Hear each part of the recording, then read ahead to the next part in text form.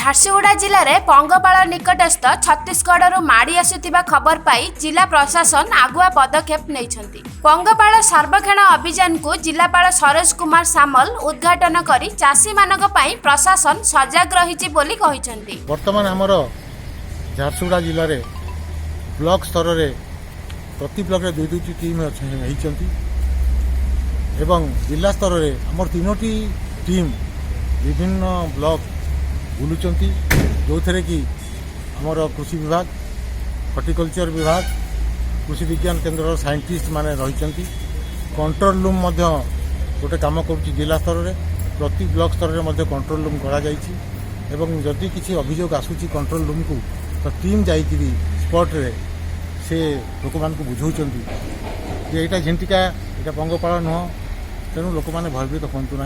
पंगपाल दल को प्रतिहत करने प्रति ब्लॉक रे यही भ्राम्यमाण गाड़ी कार्य करिबो बोली से प्रकाश करिसेंती। झारसुगुड़ा कैबल्य मिश्र रिपोर्ट कामयाब टीवी।